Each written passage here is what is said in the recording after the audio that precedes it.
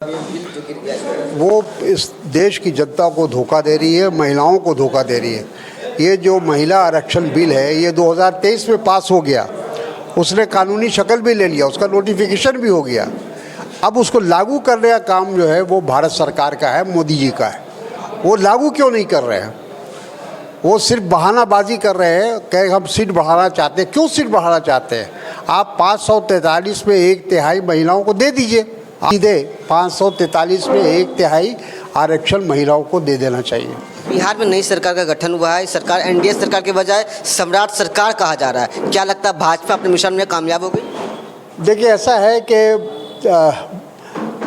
ये इस नई सरकार का सम्राट चौधरी की जो के मुख्यमंत्री में जो सरकार बनी है, उनके नेतृत्व में जो सरकार बनी है, वो पहले दिन से विवाद में है। मुख्यमंत्री स्वयं विवाद में है। उनका जो है बर्थ सर्टिफिकेट नहीं है, उनका एजुकेशन का सर्टिफिकेट नहीं है, कहाँ तक शिक्षा प्राप्त किया है, कब मैट्रिक पास किया है, इसकी कोई जानकारी नहीं है। KTN न्यूज़ वीडियन प्राइवेट लिमिटेड।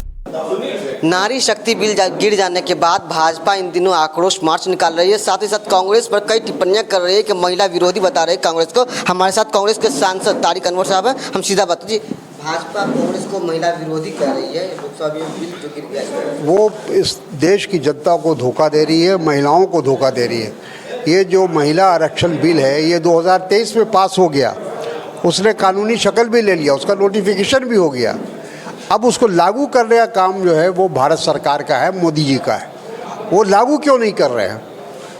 वो सिर्फ बहानाबाजी कर रहे हैं कि हम सीट बढ़ाना चाहते हैं। क्यों सीट बढ़ाना चाहते हैं? आप 543 में 1/3 महिलाओं को दे दीजिए, आज तत्काल दे दीजिए। उसके लिए कोई कानून बनाने की आवश्यकता नहीं। जल्द क्यों कर रहे हैं कांग्रेस को महिला विरोधी क्यों? यही तो हमको समझ में नहीं आ रहा है। विरोधी तो वो कर रहे हैं। भारतीय जनता पार्टी सही मानों में आरक्षण देना नहीं चाहती है महिलाओं को, इसीलिए टाल बटोल के लिए उस जो अभी जो बिल आया था उसमें परिसीमन का क्लाउज जोड़ दिया गया था, वो इसीलिए कि ये बिल पास नहीं हो। क्या लगता है जो वर्तमान जितने सदस्य हैं लोकसभा में उसी में महिला आरक्षण को दे देना? बिल्कुल तत्काल देना चाहिए।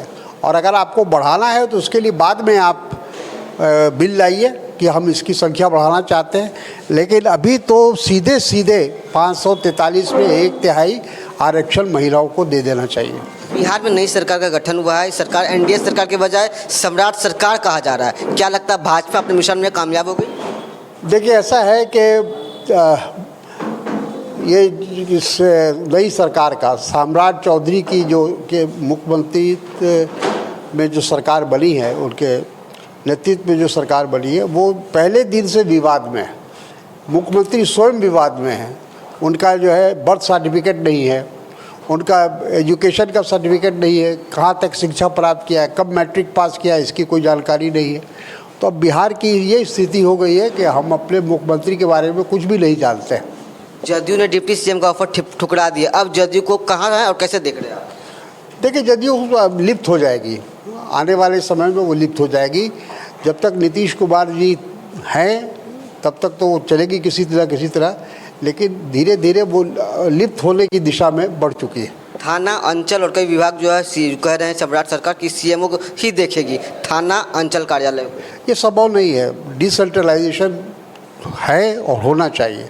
डिसेंट्रलाइजेशन नहीं होगा तो कानून व्यवस्था कभी कंट्रोल में नहीं होगी। यकीनन बता दें, आप कटिहार के लोकप्रिय सांसद जो हैं तारिक साहब साफ कह दिए हैं कि अगर महिला विरोधी कोई है तो केवल व केवल वो भाजपा की सरकार है। अपने सहयोगी शंकर के साथ मैं आमिर, KTN न्यूज़ कटिहार के लिए।